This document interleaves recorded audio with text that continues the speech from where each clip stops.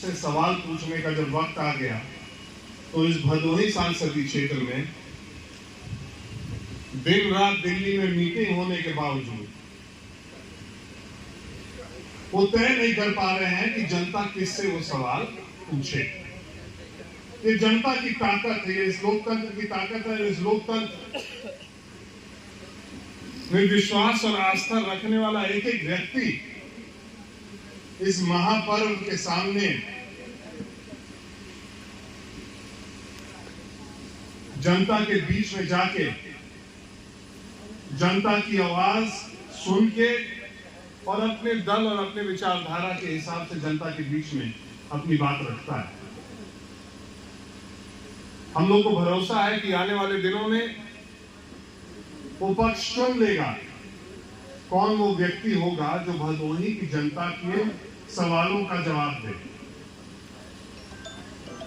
हम लोग तो पूछेंगे ही, हम लोग का काम है, हम लोग तो उस पक्ष से हैं जो 19 वाले चुनाव में थोड़े कमजोर हो गए थे, मगर 22 वाले चुनाव में भदोही की जनता ने दिखा दिया था।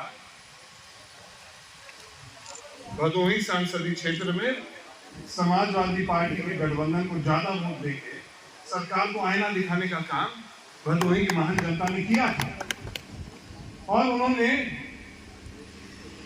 उससे सीख लेते, उससे प्रेरणा लेते, उससे कुछ बदलाव ले आते। यही उम्मीद के साथ मुझे लगता है कि भदोही की जनता ने 2022 के चुनाव में वोट दिया था। फिर बदला कुछ नहीं। नौजवान जो रोजगार के खोज में निकले हैं उनके सामने वही चुनौतियां हैं जो 2022 में थी, वही चुनौतियां हैं जो 2019 में थी। सरकारी आंकड़े कुछ कहते हैं मगर जमीनी हकीकत कुछ और दिखाती है। नौजवान साथियों को याद नहीं होगा मगर जब इस सरकार के आने से पहले देश में समाजवादी पार्टी के समर्थन से यूपीए की सरकार देश के बच्चों को मिलती थी। एक बाजार में जो तेजी होती थी वो रोजगार के क्षेत्र में उस समय दिखती थी, मगर पिछले 10 साल में वो तेजी जितनी थी वो सब धीरे धीरे खत्म होती हुई दिखी। और जब निजी क्षेत्र में काम नहीं मिलता है तब सरकार का दायित्व बनता है कि अगर निजी क्षेत्र में बड़ी बड़ी कंपनियां नौकरी नहीं देती हैं तो उन आंकड़ों को देख के सरकार को यह तय करना होता है कि हम नौकरी देंगे। अब जितने बड़े बुजुर्ग यहाँ पे हैं वो सब जानते हैं हम लोगों का एक इतिहास रहा है। मेरे परबाबा जब रेल मंत्री थे तो सदन में विपक्ष के लोगों ने ये सवाल पूछा था कि रेलवे हजारों नौकरियां कैसे बांट दे रही है, और उस समय स्वर्गीय पंडित कमलापति त्रिपाठी सदन में कहे कि ये जिम्मेदारी सरकार की बनती है कि जो लड़के पढ़ लिख के तैयार हों उनको अगर कहीं निजी क्षेत्र में काम नहीं मिलता है तो सरकार उनको काम दे। और लाखों लोगों की उस समय रेलवे में भर्ती हुई थी।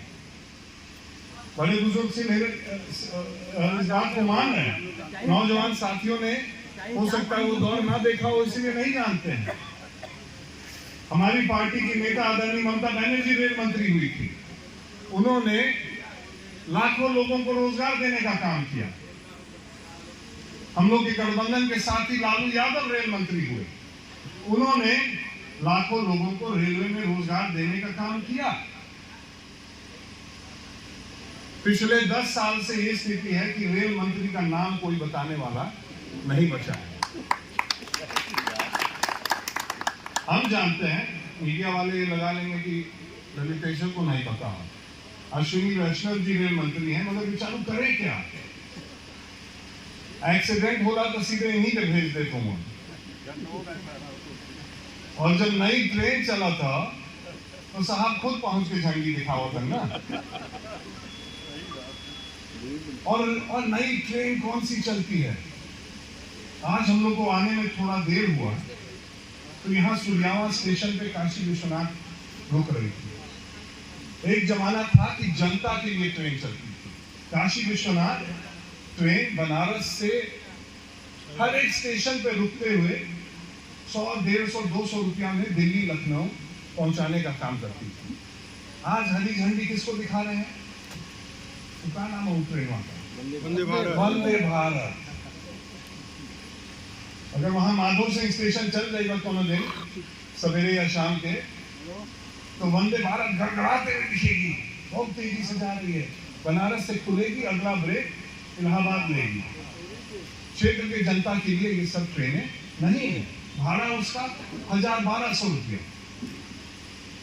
और माननीय जी जाके उसी को झंडा दिखा रहे हैं हर दूसरे तीसरे दिन। आश्चर्य होगा, देश में 30,000 ट्रेनें चलती हैं डेली। 70 साल में क्या हुआ? 30,000 ट्रेन रोज चलने की व्यवस्था 70 साल की सरकारों ने की। अगर 70 साल के प्रधानमंत्री हर ट्रेन को हरी झंडी दिखाने के लिए निकलते रोज, तो और कौन दूसरा काम नहीं कर पाते।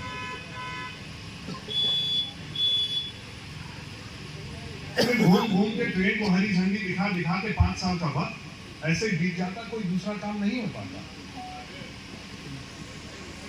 आज हम लोग इस सरकार के सामने कई सवाल लेके खड़े हैं।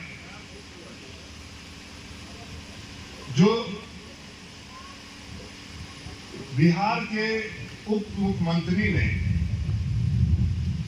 तेजस्वी यादव जी ने 17 महीने में करके दिखाया, उत्तर प्रदेश के सरकार के सामने वो बहुत बड़ा सवाल खड़ा करता है।